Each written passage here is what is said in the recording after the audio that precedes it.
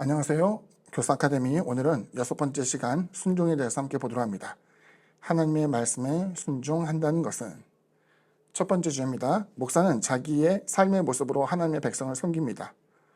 너는 이것들을 명하고 가르치라. 누구든지 내 용서함을 업신여기지 못하게 하고 오직 말과 행실과 사랑과 믿음과 정절에 있어서 믿는 자에게 본이 되어 내가 이를 때까지 읽는 것과 권하는 것과 가르치는 것에 전념하라.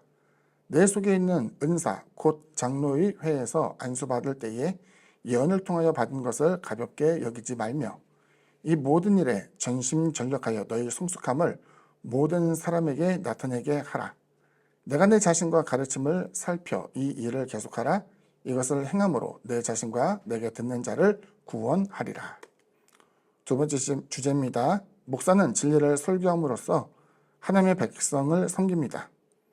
하나님 앞과 살아있는 자와 죽은 자를 심판하실 그리스도 예수 앞에서 그가 나타나실 것과 그의 나라를 두고 엄히 명하노니 너는 말씀을 전파하라. 때를 얻든지 못 얻든지 항상 힘쓰라. 범사의 오래 참음과 가르침으로 경책하며 경계하며 권하라. 때가 이르리니 사람이 바른 교훈을 받지 아니하며 귀가 가리워서 자기의 사욕을 따를 스승을 많이 두고 또 그 귀를 진리에서 돌이켜 허탄한 이야기를 따르리라.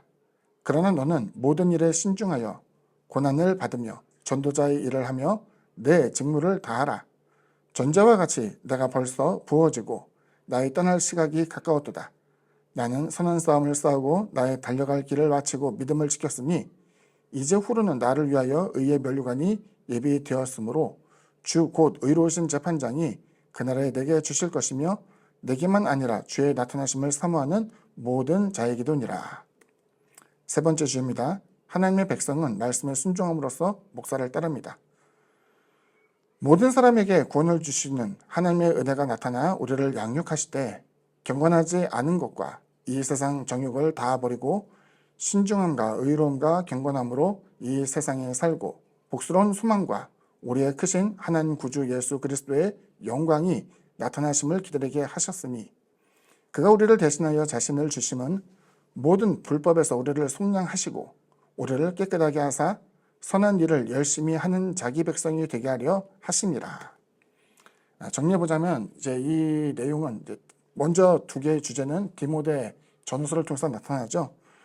디모데 전후서는 디모데에게 쓴 바울의 편지 서신인 것을 알고 있고 여기서 나타나는 너는이라고 표현할 때 그 대상자는 바로 디모데입니다. 바울에게 있어서 바울은 미혼이었죠. 그래서 이제 디모데라고 하면은 후임 목회자를 이야기하면서도 자신이 영적 아들과 같이 삼고 있었고 후임으로서 디모데가 세워졌기 때문에 교회를 지도해야 될 그 같은 지도자로서 리더로서 훈육되어졌습니다. 그럼에도 불구하고 바울이 디모데에게 권유하는 것은 목회자, 목사라는 그 표현에 의해서 처음 나타나게 되는데 성경에서 보게 되면은 원래 우리가 잘 알고 있는 것처럼 주님의 12 사도가 있죠. 한 명 가룟 유다는 떨어져 나가고 대신 마띠아가 되었고 또 사도 바울 선생이 이방인을 위한 사도로 세워진 것 사도가 있고 또 성경 보면 이제 요한 3서에서 보면은 그 장로들에서 나오는데 장로들이 이제 어떤 사람인가 봤더니 그 요한도 사도 요한이죠. 사도 요한도 장로로서 이제 표현되게 있고 가이오에 대해서도 나오고 디오드레베에 대해서 이런 식으로 이제 나오게 되는데 그 사람들도 이제 장로예요. 그럼 목사는 뭐냐? 오늘날에 있어서 목사의 기능과 흡사하지만 좀 다를 수도 있겠지만은 여기서 목사는 모든 공동체의 최정점은 아닙니다. 다만 성도들을 가르치고 훈육할 수 있는 그리고 하나님의 말씀을 대언하는 자로서 사람들을 리더로서 인도하는 그 같은 중요한 직책이었던 것을 보여주고 있어요. 여기서 보여주게 된 것은 바울이 디모데에게 강조한 것은 너는 권위를 세울 때 너의 권위로 하는 것이 아니라 바로 주님의 권위를 앞세우며 성도들을 말로써 훈육하는 것이 아니라 행함에 있어서 본이 되는 모습으로서 훈육해야 된다라는 것을 이제 보여주고 있죠. 주님이 제자를 불렀을 때 말로만 그들을 가르친 것이 아니라 3년의 공생의 기간을 보냈다는 것을 우리가 좀 주목해 볼 필요가 있어요. 가르침이라는 것은 말로만 끝나는 것이 아니고 강의실에서 끝나는 게 아니라 삶에 있어서 그 사람이 선과 악에서 선을 택할 줄 알고 악을 미워하며 대적하고 또 자신의 이익이 아니라 공동체 이익을 생각하면서 할 수만 있다면 다른 사람의 신앙이 실족하지 않도록 노력하는 그 모습이 바로 목회자, 곧 목사가 해야 될 일이라는 것을 보여주고 있죠. 두 번째 내용을 보면 주님의 권위를 순복함으로 드러내면서도 가르침 역시 주님의 교훈과 말씀으로 나타내야 되는 것을 보여주고 있어요. 성경에서 이제 복음을 증거하는 복음의 증인들, 그리고 이제 과거에 보면은 구약 성경에 하나님의 예언자들이 반드시 따라야 될 규칙이 하나 있었는데, 그것은 하나님이 하신 말씀에 대해서 가감하지 말 것에 대한 것을 중요하게 여겼어요. 물론 중간에 보게 되면 해석이라는 그 부분은 다소 그 예언자들이 갖고 있던 삶의 경험을 통해서 때로는 짙게, 때로는 엷게 나타나기도 하지만, 그럼에도 불구하고 하나님의 말씀 아닌 것을 하나님의 말씀이다 라고 한 적 없고, 하나님의 말씀인 것을 이제 삭감해가면서 자신에게 유리한 말로 한 것도 아니었어요. 그렇기 때문에 우리 역시 목회자가 되어서 하나님의 말씀을 증거한다, 교사가 되어서 학생들에게 하나님의 말씀을 훈육한다 이야기할 때는 내가 갖고 있는 어떤 사견이라는 것은 해석되는 그걸 얘기하는 게 아니라 성경 아닌 것에 성경의 권위를 덧붙여가면서 내가 꿈꾸는 것이, 내가 받은 환상과 계시가 무엇이다 라고 이야기하는 것은 전혀 들어먹지 않는 것이고, 오직 하나님의 말씀, 주님의 교훈과 말씀으로서만 나타내야 되는 것을 보여주고 있죠. 또한 목사는 항상 자기 사리 사욕과도 싸워야 되고, 교회 안에서의 공동체도 역시 사욕이 아닌 영적 싸움에 대한 긴장을 갖도록 지도해야 되는 것을 잘 보여주고 있죠. 마지막으로 교회에 대해서 이야기한 것은, 성도들은 신앙에 있어서 옳고 그른 것을 혼동한 경우가 굉장히 많이 있어요. 그들을 업신여기는 것이 아니라 어쩔 수 없어요. 전문적으로 교육을 받거나 접할 수 있는 자료의 양이 그렇게 많지 않고, 혹은 어떤 내용을 분명히 알고 있다 하더라도 이것이 누군가의 이론으로서 받아들여지게 될 때에 반대되는 개념, 비슷한 개념, 혹은 차용되어진, 적용되어질 이런 개념에 대해서 폭넓은 지식이 아직 충분히 발달되어 있지 않다 할 때에는 통제를 받아야 돼요. 한국 교회에서는요, 평신도 교회라고 해가지고 과거 이제 향림교회라고 있었어요. 거기는 말 그대로 평신도 교회인데 목사가 없었어요. 그럼 설교 누가 하느냐?